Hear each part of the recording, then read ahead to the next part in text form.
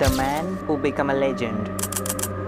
ঘটনাটি 1939 সালের দ্বিতীয় বিশ্বযুদ্ধ সবে শুরু হয়েছে। ব্রিটিশ নেভাল ইন্টেলিজেন্সের একটি গুপ্তচর যার কোড নাম ছিল এজেন্ট 17F জার্মানিকে বোকা বানানোর জন্য একটি ভয়ানক এবং অদ্ভুত প্ল্যান তৈরি করেন। তিনি হাসপাতাল থেকে একটি মৃতদেহকে ধার নিয়ে তাকে ব্রিটিশ পাইলটের পোশাক পরান। এরপর সেই মৃতদেহ পকেটে কিছু গোপন ভূতত্ত্ব ঢুকিয়ে একটি ত্রুটিপূর্ণ প্যারাশুট পরিয়ে তাকে শত্রুপক্ষের সমুদ্র সৈকতে ফেলে দেওয়া হয়। আর এই পাগলাটে প্ল্যানটার নাম দেওয়া হয়েছিল অপারেশন মিন্সমেন্ট। আর অবাক করা বিষয় হলো এই প্ল্যানটি সত্যিকারে আক্ষরিক অর্থেই পরিপূর্ণ হয়েছিল।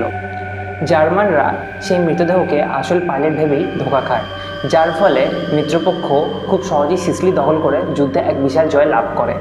কিন্তু সবচেয়ে বড় টুইস্ট তো এখানে, এই গুপ্তচর এজেন্ট 17F নিজের সম্পূর্ণ পরিচয় গোপন রাখলেও পরে তার এই গুপ্তচর বৃদ্ধির কারণগুলিকে নিয়ে বই লেখা শুরু হয়। তার আসল নাম হলো ইয়ান ফ্লেমিং, আর তার তৈরি করা সেই কাল্পনিক চরিত্রটি আজ সারা বিশ্বের কাছে এক লেজেন্ড, জেমস বন্ড নামে পরিচিত। জেমস বন্ড স্রষ্টার এই আসল রিয়েল লাইফ ইনসিডেন্ট আপনার কেমন লাগলো এখনই কমেন্টে জানান।